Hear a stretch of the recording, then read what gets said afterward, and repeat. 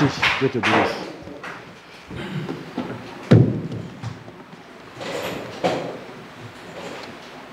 Amen. Amen. Shalom, peuple de Dieu. Shalom. Que Dieu bénisse chacun. Amen. Nous allons nous tenir debout et nous allons faire quelque chose encore ce matin. Amen. Amen. Nous allons nous tenir debout. Vous avez tous remarqué avec moi que ce matin, on a comme l'impression qu'il y a une joie particulière. Amen. Amen. C'est pour cela que nous allons faire une ovation à notre Dieu, celui qui nous a mis cette joie dans le cœur. Acclamons-le.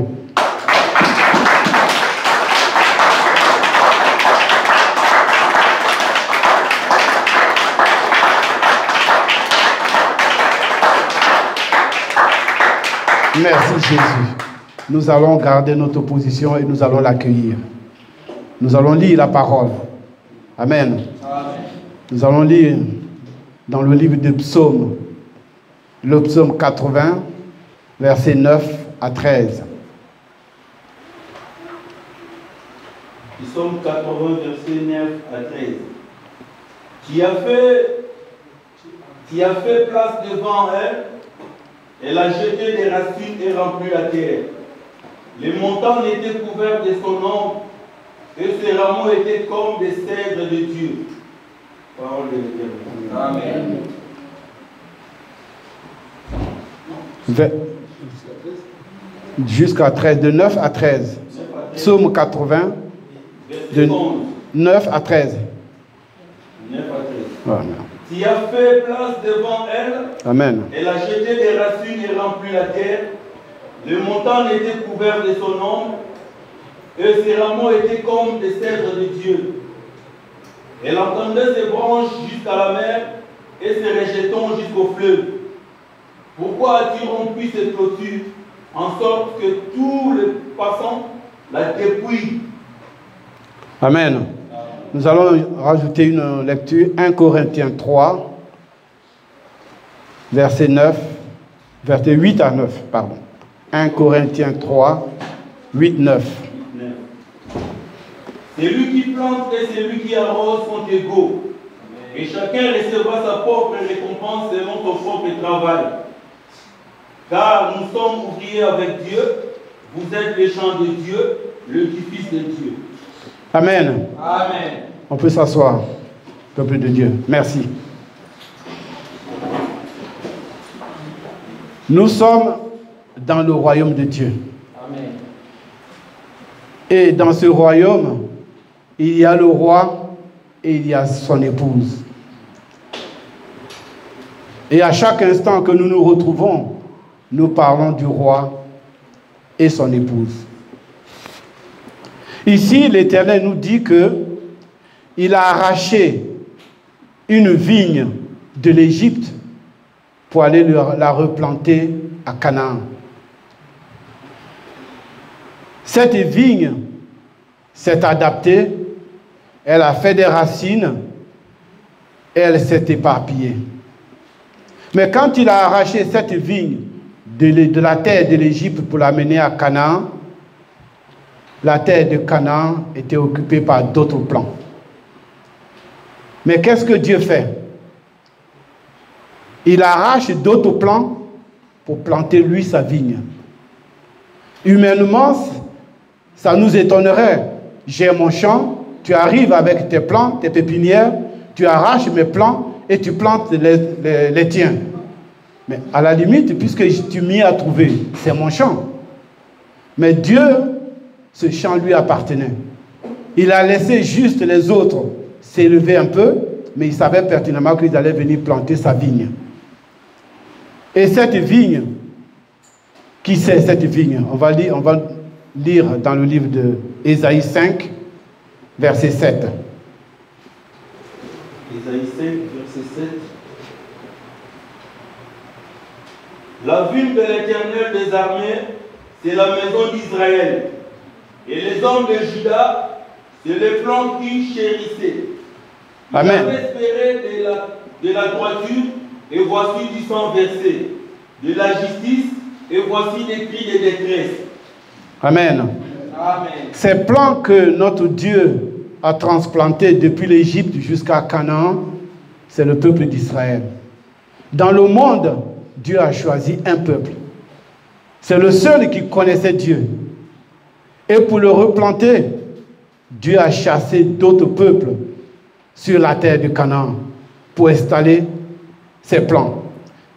Parce qu'en Égypte, la terre ne convenait pas à ses plans. À Canaan, c'est lui qui arrose. Donc il a préféré amener ses plans sur sa terre à lui, et lui-même va garder ses plans, il va s'en occuper, afin que, comme la Bible disait, elle s'est enracinée et elle s'est éparpillée. Pourquoi? Parce qu'elle était arrosée par Dieu lui-même. Cette terre de Canaan est différente de celle de l'Égypte. Deutéronome 11, versets 10 à 11. Deutéronome 11, Versets 10 à 11. 10 à 11. Car le pays dont tu vas entrer en possession n'est pas comme le pays d'Égypte, d'où vous êtes sortis, où tu jetais dans les champs ta semence et les arrosais avec ton pied comme un jardin potager. Le pays que vous allez posséder est un pays de montagnes et de vallées, et qui boit les eaux de la pluie du ciel. Amen. Amen. Le pays où il replante ses plants boit l'eau qui vient du ciel.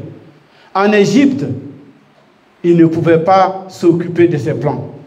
C'était difficile que ses plants réussissent en Égypte, parce que ce n'était pas la même eau, ce n'était pas la même température, ce n'était pas la même eau. D'ailleurs, en Égypte, pour arroser, il fallait de la peine. Mais à Canaan, ça regorge d'eau, parce que l'eau vient du ciel. Nous aussi, nous étions sur une terre étrangère, une terre qui n'était pas nourricière. Nous étions dans le monde, parce qu'aujourd'hui, la Bible dit que nous sommes dans le monde, mais nous ne sommes pas du monde.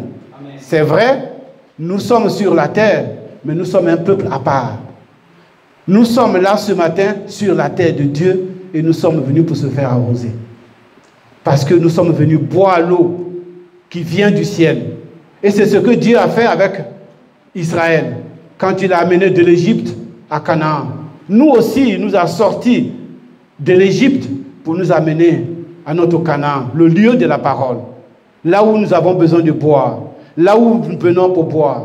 Mais Dieu avait clôturé Israël, il a mis une clôture tout autour, de sorte que les bêtes sauvages ne viennent pas détruire ses plans.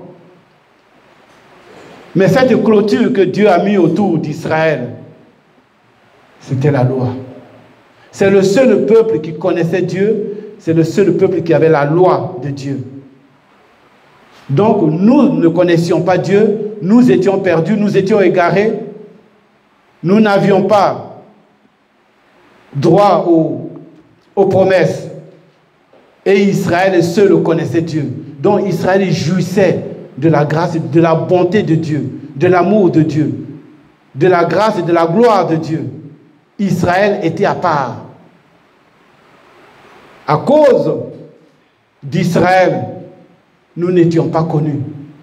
Nous n'avions même pas droit de citer, parce que nous étions encore des plants sauvages. Nous étions sur une terre non arable, parce qu'il n'était pas nourricière. Nous étions perdus. Celui qui touchait Israël avait touché à la prunelle des yeux de Dieu. Dieu défendait son peuple. Seulement un jour, la Bible a dit, lui-même il a détruit la clôture. Dieu détruit la clôture. Pourquoi? Parce qu'il avait prévenu Israël. Tout ce que tu fais, c'est de m'obéir. C'est d'obéir à ma parole. C'est d'obéir au commandement. Je te donne aujourd'hui une loi et tu dois marcher selon la loi. Mais Dieu savait lui-même qu'Israël ne pouvait pas obéir à la loi. Israël ne pouvait pas respecter tous les commandements. Parce que la loi, c'était comme un fouet. C'était dur. On a vu la dernière fois dans le prêche du serviteur Paty, la différence entre la loi de Moïse et la loi de Christ. On a vu la dureté que c'était, la difficulté qu'elle était de pouvoir respecter. La loi de Moïse était dure, mais c'était l'ombre. Et c'est de ça que Dieu a clôturé Israël, afin que Israël vive selon la loi. Nous allons lire le psaume 145, versets 19 à 20. Psaume 145. Psaume 145, 19 à 20.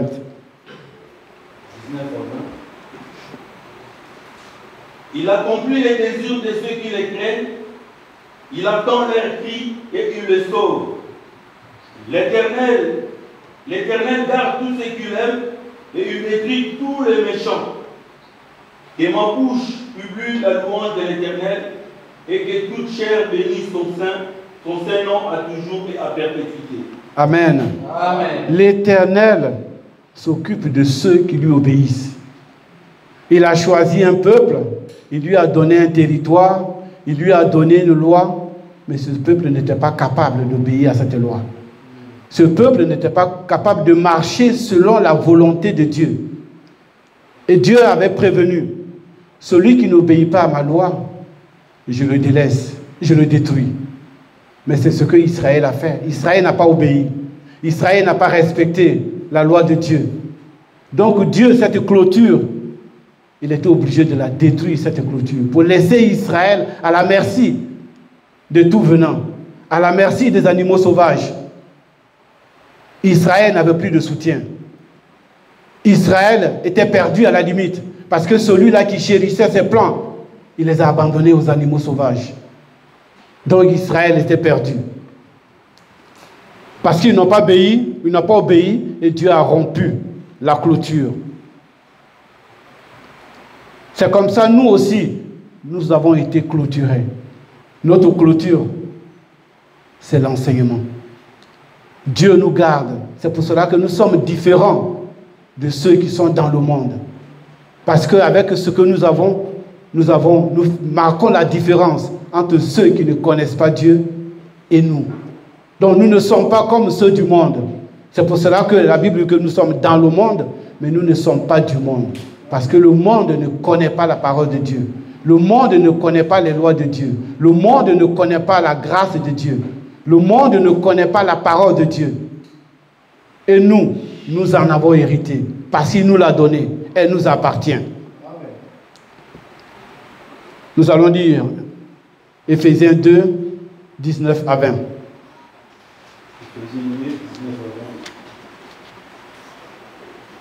Ainsi donc, vous n'êtes plus des étrangers, ni des gens du dehors, mais vous êtes concitoyens des saints, gens de la maison de Dieu. Vous avez été édifiés sur les fondements des apôtres et des prophètes, Jésus-Christ lui-même étant la pierre angulaire. Amen. Amen. Nous sommes le peuple de Dieu.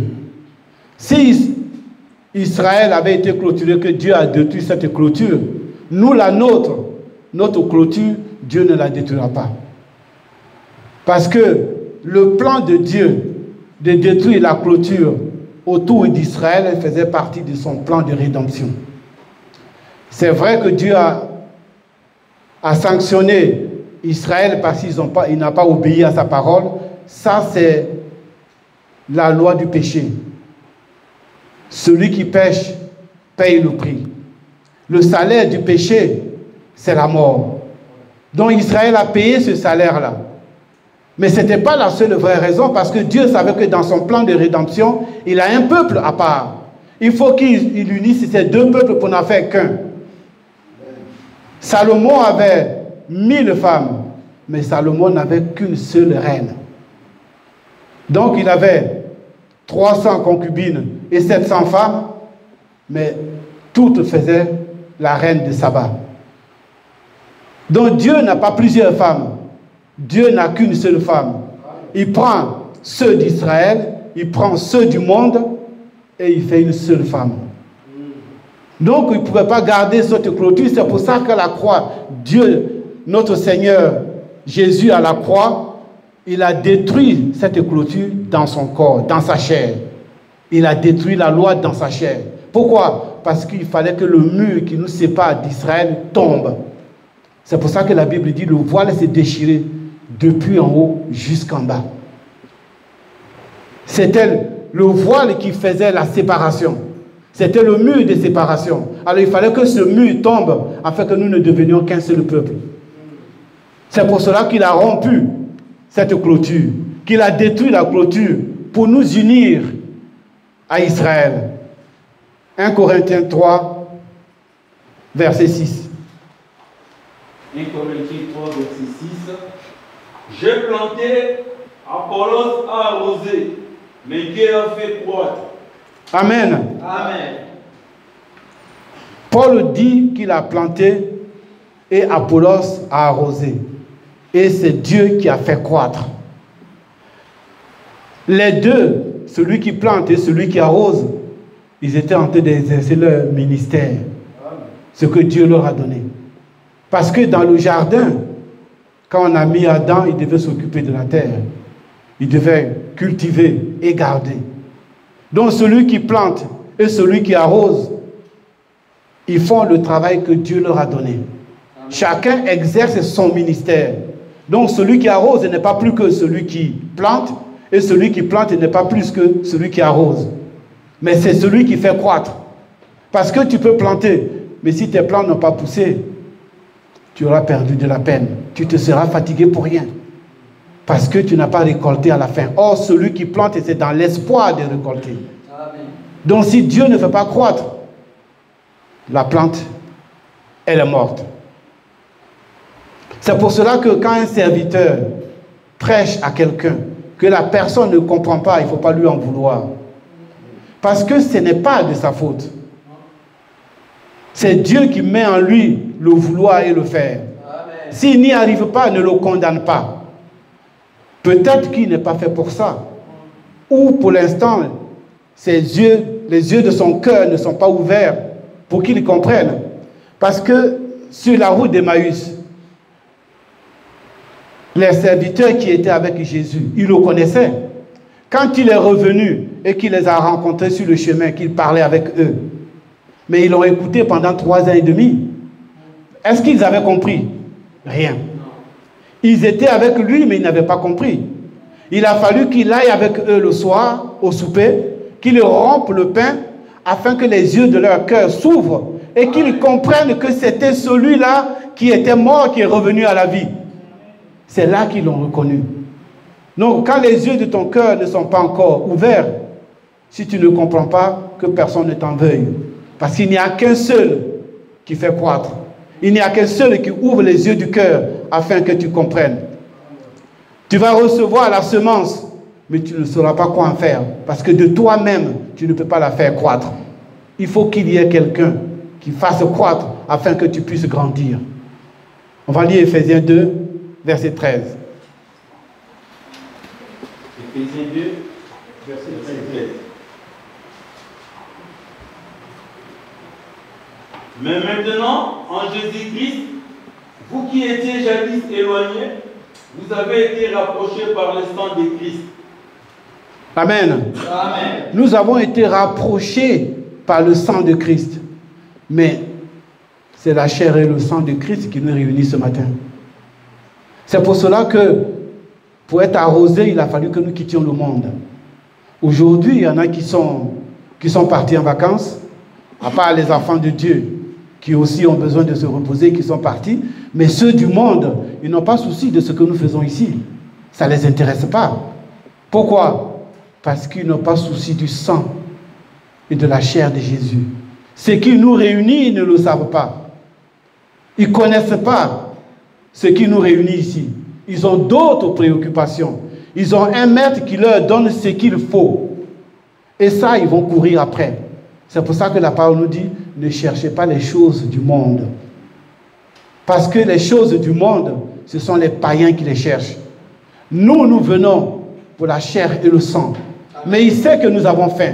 Il sait que nous avons besoin de nous vêtir. Il connaît nos besoins.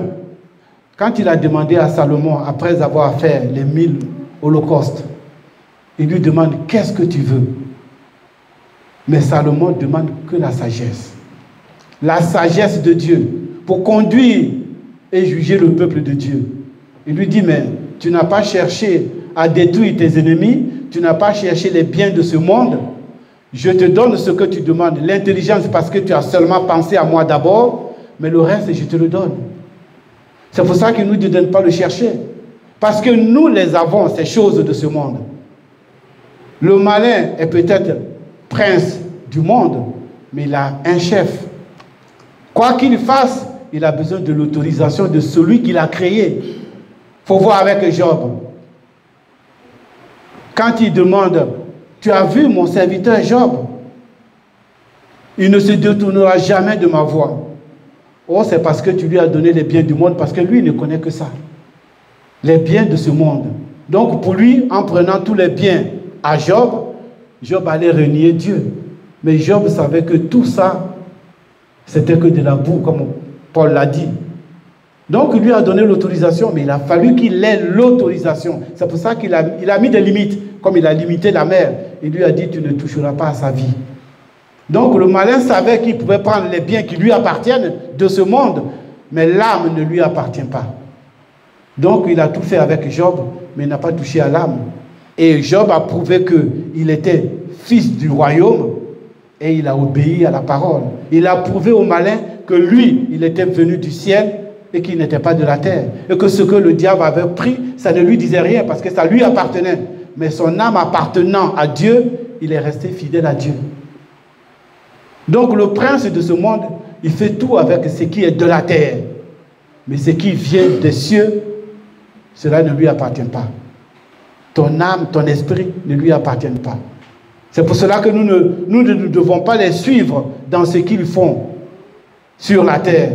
Parce que ça lui appartient, il est dans son domaine, il est dans sa propriété. Il agit comme il veut, comme il a envie. Mais Dieu, sachant que nous avons besoin, parce que nous sommes encore dans ce corps, comme l'a dit Paul, ce corps de péché, on a besoin des choses de ce monde. Donc Dieu nous les donne pour que nous nous en servions. Mais ce n'est pas notre priorité. Notre priorité, c'est des plants à Canaan, arrosés par Dieu, clôturés. C'est pour cela que nous sommes là ce matin pour marquer la différence. Paul nous dit que nous sommes le champ de Dieu. Et dans le champ, il y a un laboureur. Et Paul en était un. Parce que lui, il plante. Apollos en était un.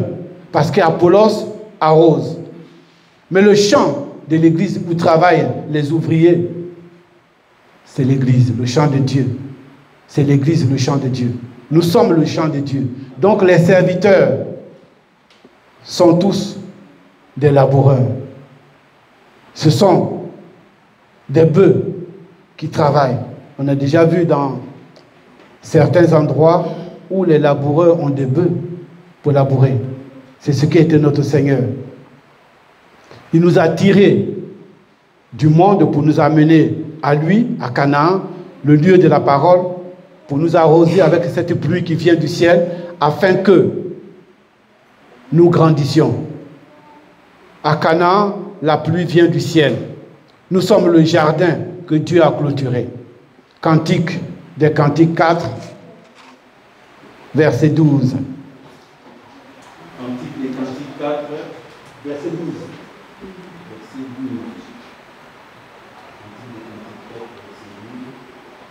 Tu es un jardin fermé, ma sœur, ma fiancée, une source fermée, une fontaine scellée.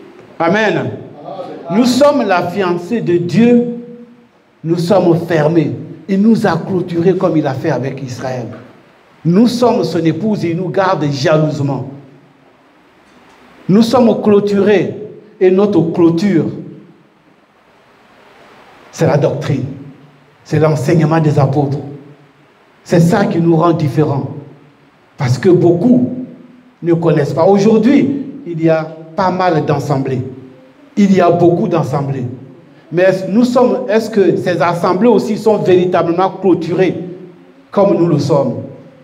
Parce qu'il faut être dans la doctrine pour savoir que véritablement nous sommes clôturés. Si nous ne sommes pas dans la doctrine, nous n'avons pas la véritable clôture. Peut-être que nous avons mis de la paille autour de nous, croyant que nous sommes sécurisés, parce que nous sommes gardés, nous sommes clôturés. Alors que non, parce qu'il n'y a que de la paille. Le vent souffle, le soleil vient et la paille sèche. Un coup de vent et elle tombe. Ça veut dire que nous sommes encore à la merci des animaux qui nous entourent parce qu'ils sont féroces. Donc nous avons cette clôture-là qui nous rend sûrs de l'endroit où nous sommes, qui nous rassure que c'est Dieu qui est autour de nous, c'est Dieu qui nous garde, parce que nous sommes dans la doctrine. Nous avons le véritable enseignement. Et c'est ça qui nous rassure. Sans cet enseignement, nous ne savons pas où nous sommes. Nous sommes perdus, parce que nous sommes livrés à tout vent de doctrine. N'importe qui pourrait venir pour dire ce qu'il veut, que nous l'avalerons. La preuve, nous avons connu beaucoup de choses. Mais si aujourd'hui nous sommes réunis, c'est parce que nous avons vu que la clôture qui était autour des autres n'était pas une véritable clôture. Les gens, ils essayaient de mettre quelque chose autour d'eux, comme Adam et Ève dans le jardin d'Éden. Ils ont pris des feuilles de figuier, mais Dieu savait qu'avec les feuilles de figuier, ils étaient quand même nus.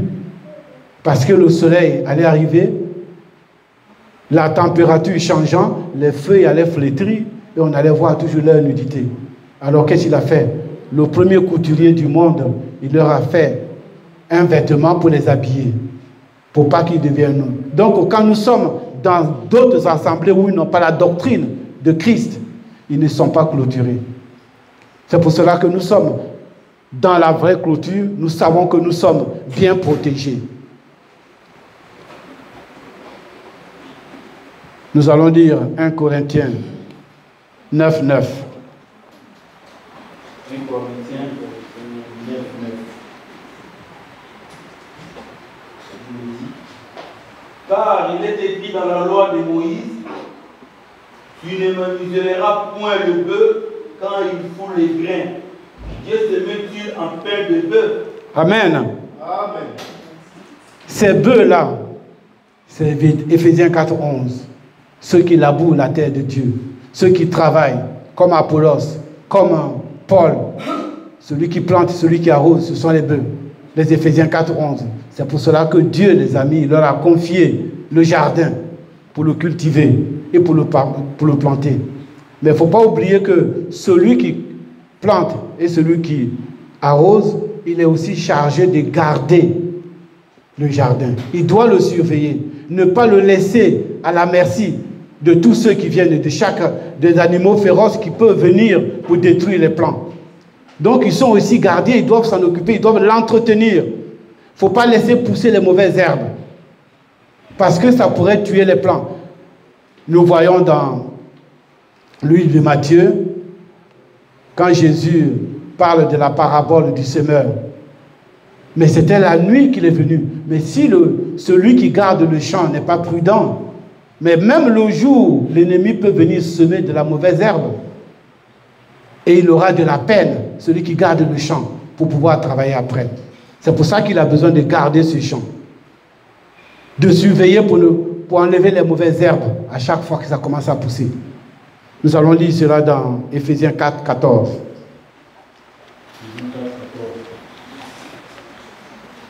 Afin que nous ne soyons plus des enfants, flottant et emportés à tout vent de doctrine, par la tromperie des hommes, par les ruses dans les moyens de séduction. Amen. Voilà les mauvaises herbes qui peuvent pousser, les mauvais plans que le malin peut emmener dans le champ de Dieu. C'est pour cela que le serviteur doit veiller sur le champ. Le serviteur doit faire attention au plan de Dieu. Il n'est pas seulement là pour planter et pour arroser, mais il est là pour garder. Il est là pour surveiller. Il est là pour enlever les mauvaises herbes, pour ne pas que son champ soit détruit demain. Il arrive que dans les églises, dans les assemblées, il y a de mauvais enseignements. Et c'est ça qui court aujourd'hui, partout. Parce que quand on voit la foule, on croit que nous sommes dans la doctrine, que nous sommes protégés. Mais ce que nous oublions, c'est que nous n'avons pas la véritable protection. Parce que nous ne sommes pas dans le véritable champ. Dans l'église, il y a plusieurs apôtres, mais un seul enseignement. Un seul enseignement. Il n'y a pas plusieurs. Quand un serviteur va au-delà de ce que nous a donné les apôtres, il n'est plus dans l'église de Dieu. Il n'est plus dans la doctrine de Dieu. Il a foulé aux pieds l'héritage que Dieu nous a donné. Il n'y a qu'un seul fondement. Proverbe 22, verset 28. Proverbe 22, verset 28. verset 28. Ne déplace pas la borne ancienne que tes pères ont posée. Amen. Amen. Il y a beaucoup aujourd'hui qui ne font pas attention à la borne. Chez eux, ça limite leur champ. Donc, ils s'en foutent de la borne. Parce qu'elle les limite. Ils ont oublié qu'avant de quitter l'Égypte, Dieu a dit, vous mangerez l'agneau avec les herbes amères. Mais il y en a qui n'aiment pas ce qui est amer. Ils ne veulent pas manger les herbes amères. Oh, celui qui ne mange pas les herbes amères, il ne bougera pas. Parce que l'agneau est bon peut-être. La chair, elle est bonne. Mais il faut que ça soit accompagné des herbes amères. Les herbes amères, c'est ce que les gens pensent comme interdit dans la Bible. La femme ne doit pas prêcher. La dîme n'existe pas. Mais vous lui enlevez son gagne-pain. Il est obligé de sauter les herbes amères pour manger que la chair. Parce que les herbes amères lui font mal au ventre. Il n'en vivra pas s'il ne mange pas les herbes. S'il mange les herbes amères, il sait que ça n'ira pas chez lui. Donc il essaye de trier ce qu'il mange. Et c'est à ça que le serviteur doit veiller. À chaque fois qu'il y a une mauvaise parole, il doit la corriger. Vous voyez comme ils le font, les serviteurs ici, quand ils interviennent, à chaque fois, je dirais encore un peu plus avec le docteur Roger, par les émissions qu'il fait, de corriger tout ce qu'on nous apporte de dehors. Et ça, c'est une bonne chose parce que ce que nous recevons pour quelqu'un qui n'est pas affermi, qui n'est pas assis, quand tu entends autre chose dehors, ça remet en cause ce que tu as reçu. Pourquoi? Parce que ça n'a pas encore une assise en toi. Donc, tu es un peu flottant. Le temps que tu prennes tes marques, on vient t'embrouiller. On vient te donner autre nourriture. Parce que tu avais l'agneau et les herbes amères. Tu as fait l'effort d'essayer de les manger, mais quelqu'un vient te dire, non, enlève les herbes, mange que la viande. Or, il faut manger les deux. C'est pour cela que c'est une bonne chose que ces émissions-là passent, pour que nous les écoutions, afin que nous soyons affermis. Que nous reconnaissions que ce qu'on nous donne à manger est une bonne chose. Parce que celui qui t'apporte une mauvaise nourriture, lui, il te dit, elle est bonne, mange-la, il t'encourage.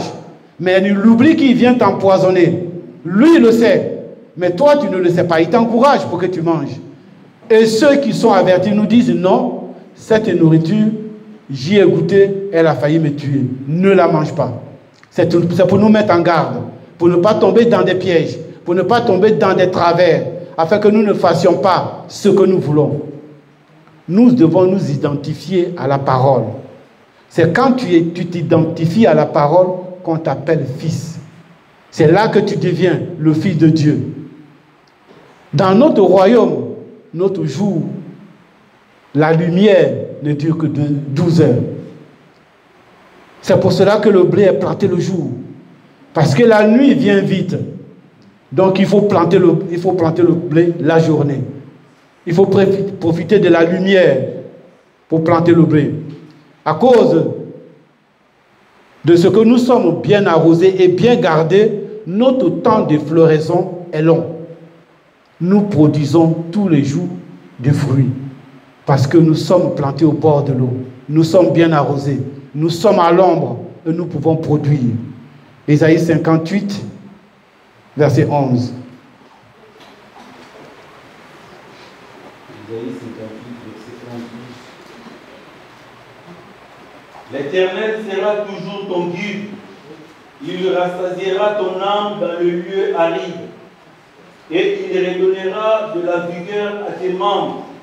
Tu seras comme un jardin arrosé comme une source dont les eaux ne tarissent pas. Amen. Amen. Les eaux ne tarissent pas parce que ça coule du ciel. C'est pour cela que nous sommes bien plantés. Nous sommes bien clôturés. Nous sommes dans le jardin qu'il nous fallait. Parce qu'il y a toujours de la pluie. Le temps de floraison est long. Parce que nous sommes bien nourris. Dans le monde, il y a beaucoup de sons. Mais il faut que nous distinguions les sons. Il y a la trompette de rassemblement. Et celle-là, nous devons la reconnaître. C'est pour cela que notre Seigneur nous dit qu'il est le véritable berger. Quand nous entendons sa voix, nous devons le suivre. Parce qu'il n'y a qu'une seule voix pour le vrai berger. Dans ta famille, on peut mettre plusieurs personnes, tu peux être enfermé, mais quand tu entends la voix de ton Père, tu la reconnais. Donc il y a beaucoup de sons dans le monde, mais il n'y a qu'une seule voix qui nous appelle. Et celle-là, nous la distinguons et nous la connaissons. C'est la voix du véritable berger. Jean 10, 14. Jean 10, verset 14.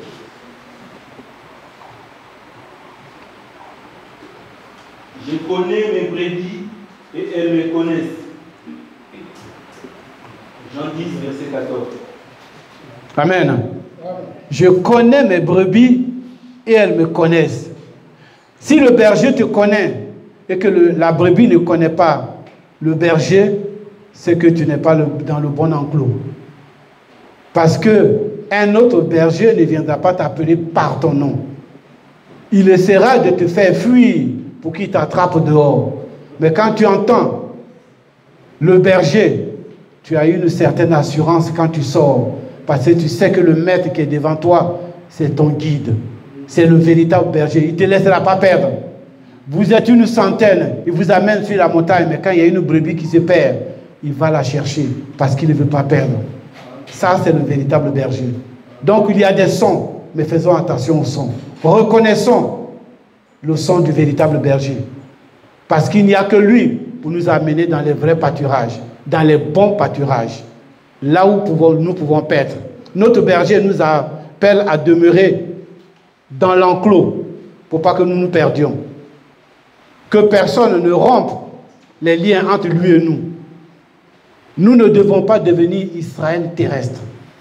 Nous sommes Israël céleste et nous devons demeurer. Jérémie 2, versets 20 à 21. Jérémie 2, versets 20 à 21. Jérémie 2, verset 20 à 21.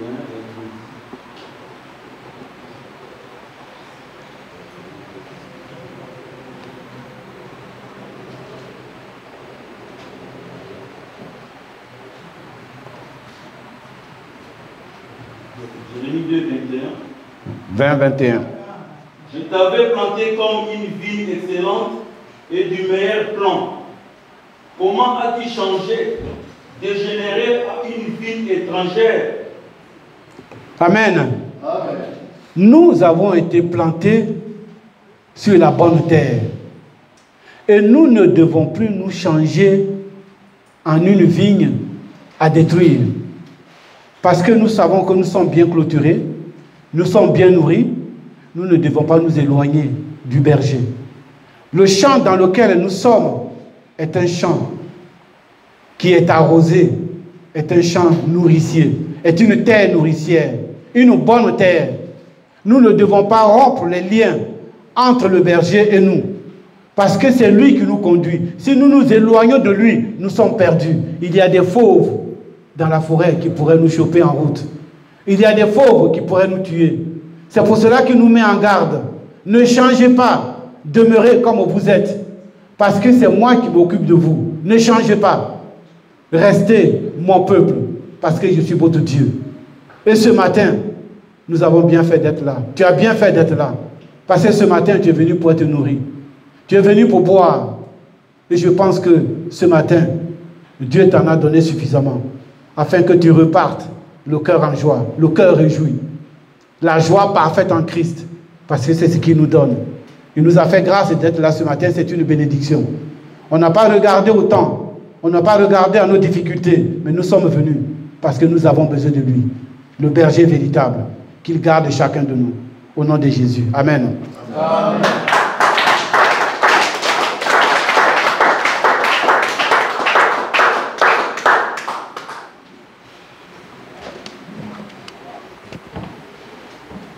Merci Seigneur.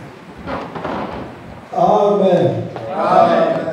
Mesdames et Seigneur, la parole a été claire, toi, chacun a compris. Amen. Prions pour la parole. Dis merci à Dieu de nous avoir donné cette parole. Nazakomata ngai, nazakomata ngai, nga nazakomata.